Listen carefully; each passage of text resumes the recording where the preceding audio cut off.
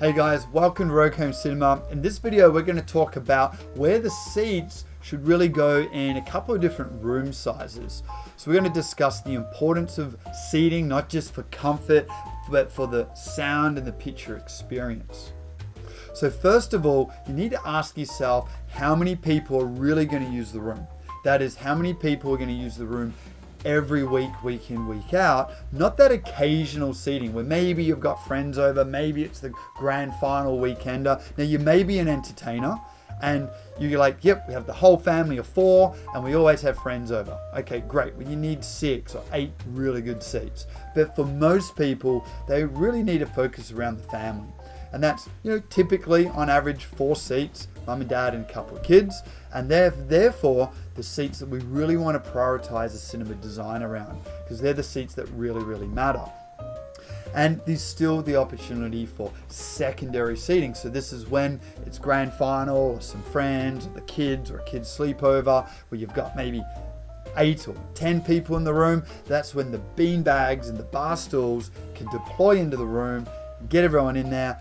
Everyone's going to have a great time. But when it's your favorite artist or director, say Christopher Nolan's new work or Ridley Scott's new work, the new Gladiator's coming out, then you're going to go, you know what? I'm not inviting anyone over. It's going to be me. It's going to be my partner. And we're going to have the best hors d'oeuvres. And we're going to treat ourselves to an awesome night in. And it's going to be all about the best sound and picture for those 2 seats. So really, I see people put in more seats than they probably really need to or have to. And the thing is, if you're doing more and more and more seats, it might water down the experience. Think of a sedan versus a 2-door sports car. Naturally, the 2-door sports car is going to perform better because it's focusing on less seats. Then you think of a sedan versus a van. And it fits 12 people, but a van doesn't drive that great. So there is a big compromise of number of seats. Also, sometimes or often, the room size itself just will not fit in lots of seats. Often we see people going, I want 2 rows of seating and I want recliners. Now recliners, here's the first metric to know, recliners are going to take up about 1.8 to 2 meters of length once reclined. Just think about it. If you're 6'2", that's almost 1.9 meters. And if you're reclining out, of course you're not completely flat, though that's going to be close to 1.9 meters. So with recliners, say you're in a 4 meter long room and you want to recline out 2 rows of seats, you literally have almost head to toe is the entire length of the room. It's just not practical. So there's a check-in on room size. So let's start with this room. This is actually our demo room here in Perth, and we had to think as well, how did we want to deck out this room? Now it's a good size. It's 5.2 wide, 5.4 long. It actually was a carport, and we converted this into a cinema room. The door is here in the back, so that's nicely out the way. And we could easily fit 2 rows of seats pretty comfortably in here. But we went, you know what? We're usually designing around 1 row of 4 seats. And we wanted that 1 row of 4 seats for us to be the ultimate experience. So we put this row in before we considered anything else. Any other seating is secondary. It has to work around this row of seats. Even though we've got a good amount of space. But no. This is 2-door sports car style of design. And for me, I've got a family of 2, so I'm quite content after hours hanging out in this room, knowing that it's going to be the ultimate.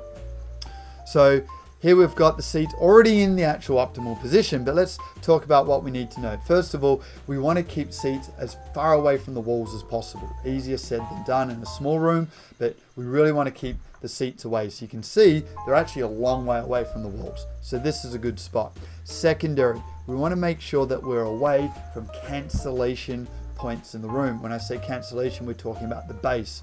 When the bass energy builds up inside a contained box, called a home theater room, for example, the sound will hit the wall, come back, and actually can cancel itself out. The middle of the room is a cancellation point. So is the quarter point of the room. So we've got half, and then half of that again is the quarter point. So these 2 spots we know are going to have cancellations. And then it happens again. and we half that distance again, this is another cancellation. So not putting seats in these cancellation points are great spots. Now we can use multiple subs and we can use all sorts of cool techniques to manage the base even better. But if the seats are already in good spots, we're already off to a good start. So we definitely want seats in spaces where the base is not going to have a problem. So we're avoiding the halfway point, the quarter point, the eighth point. We're avoiding these multiples in the room. Then we got to consider as well, what about the viewing distance to the screen? So we really want our front main stage of speakers to have a decent propagation of sound, particularly when our seating here is more dispersed across the width of the room than the height.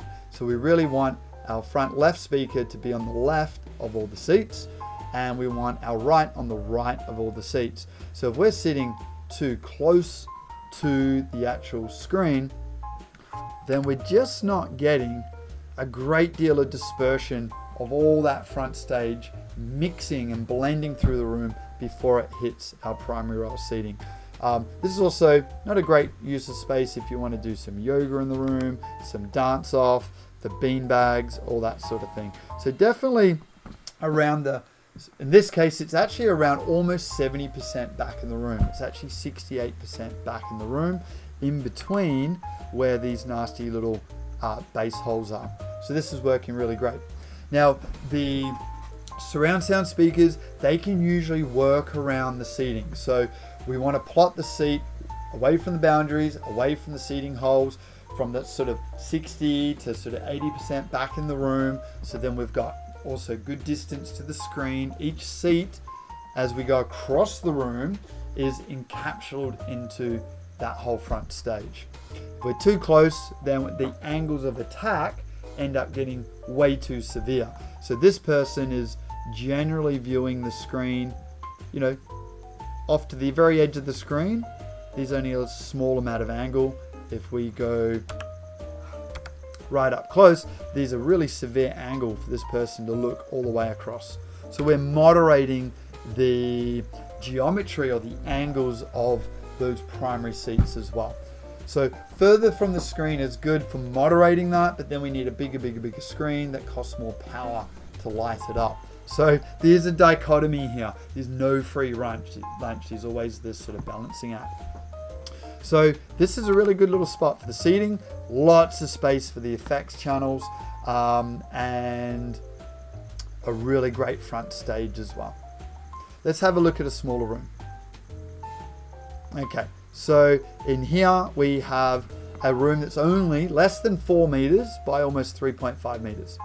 So this is actually a bedroom on a project we did recently, and the client was really unsure how much it would turn into a spectacular cinema. It was a spectacular cinema. It's amazing. So orientation's a big thing, which is going to be focused around the door. So in this case, the door's actually inside this nook, and this is the old walk-in robe. And we actually turned that into a candy bar and a spot for the electronics. It worked really well. But say you didn't have that and the room actually stopped at 3.5, then the door's going to open in, if it's right near the front wall, right near a wall, in this case our front wall, then obviously the door would open into the seats. The seats can't go near the door. It's going to make it too hard. We need the door to open, present the landing of the cinema to allow people to make their way to the seat. So we need that open space. Now you might say, well, hang on, where's our right speaker going to go? This is where having low profile speakers, like a wall mount here, or an in-wall, if that's okay. There's some sound noise problems with that. And if you're where we are, we've got a lot of brick. So cutting into the brick is not always very possible. So here we've got the Ascendo immersive audio speakers. They're easy to hang on a wall. They're in their own box. They're completely acoustically sealed and controlled, and they're only like 100 mil deep.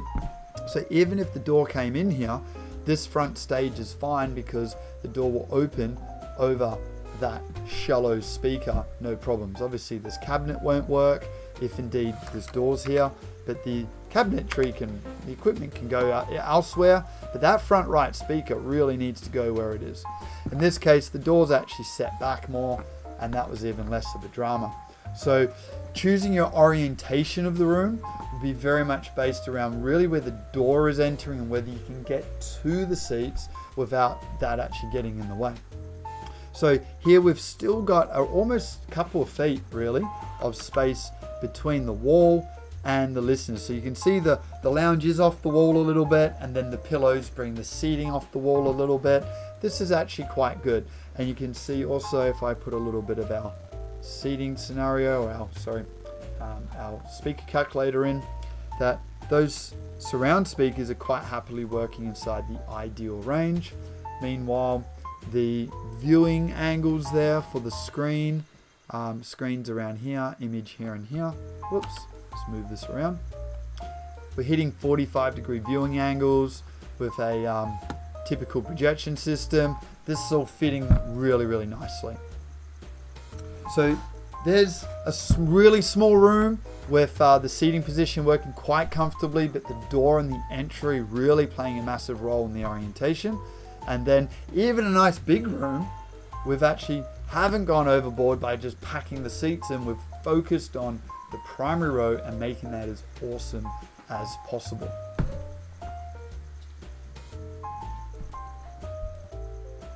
Now these different styles of seats to consider as well. So here we've got the recliner seating for optimal cinema. You definitely want comfort, and that reclined floating feel effectively takes away that sense of gravity, and really the video systems, the sense of movement, speed, motion, the audio that backs that up. When you're reclined and kind of floating, then the sound and picture really takes over your senses. I love that. Now it doesn't mean a lounge can't be nice and comfy as well, and a lounge will get more people in. And then you got to think of conversation. If you want a conversational game, even it could be a family games night, which is not digital. It could be Twister, something like that. You could do like a big U-shaped lounge in a room like this, or a big L-shaped lounge that actually promotes music listening, background music, conversation. So you got to think about the other usage cases of the room as well.